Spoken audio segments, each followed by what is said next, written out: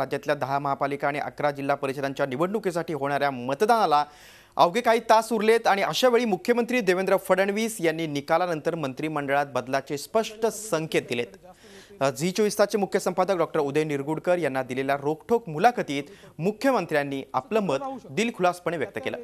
पक्ष संघटना मजबूत आहे पण मंत्रिमंडळात फेरबदल होऊ शकतात असं मुख्यमंत्र्यांनी म्हटलंय। निवडणुकीनंतर भाजपच नंबर 1 चा पक्ष ठरेल असा विश्वासही त्यांनी व्यक्त केलाय। त्याचप्रमाणे शिवसेनेची दुश्मनी नाही पण युतीची वेळ आलीच तर पारदर्शकता हा युतीचा पाया असेल असे मुख्यमंत्र्यांनी म्हटलंय। पुण्यात न झालेली सभा, जाहिरात मागे घेण्याची नामुष्की, सदाभाऊंच्या गळ्यातला स्कार्फ अशा अनेक मुद्द्यांवर मुख्यमंत्र्यांनी अगदी मनमोकळी उत्तरे दिली।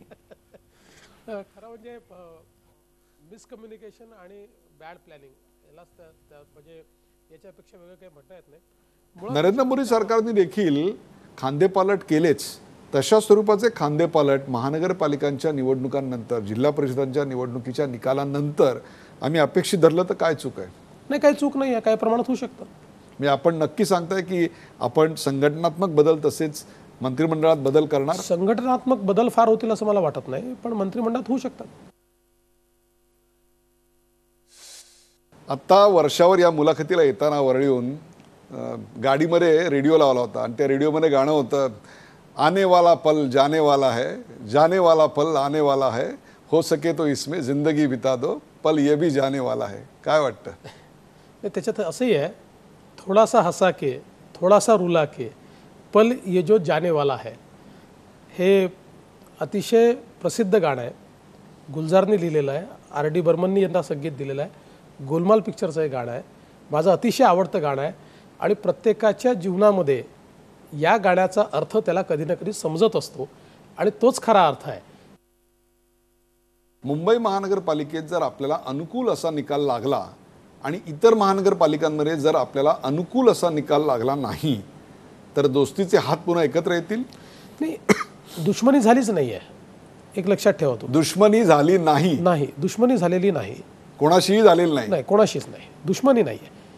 असं आहे की राजकीय विरोधक आणि राजकीय शत्रू या दोनमधला भेद समजून घ्या।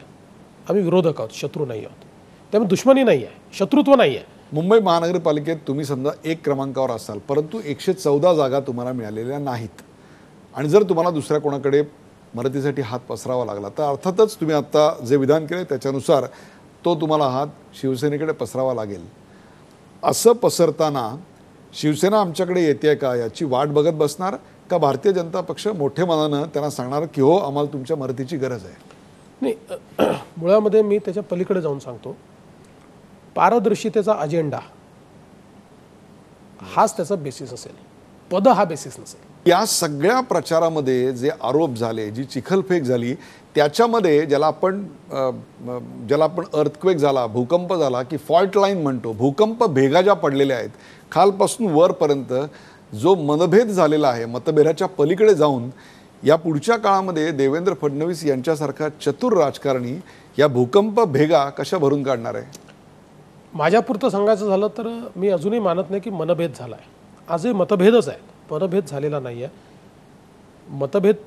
मनभेद तेव्हा झाला असता की ज्यावेळी मी वैयक्तिक टीका केली असती, वैयक्तिक बोललो असतो तर तो झाला असता, पण मी ते बिलकुल केलेलं नाही, ते मला करायचं नाही आणि कोणाच बद्दल केलेलं नाही।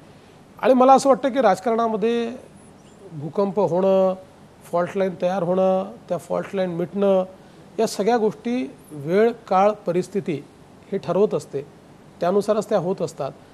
त्याच्यात तुम्हाला फार प्रयत्न करावे लागत नाही। भूकंप होईल असं वाटतंय या निवडणुकात? नाही, मला वाटत नाही।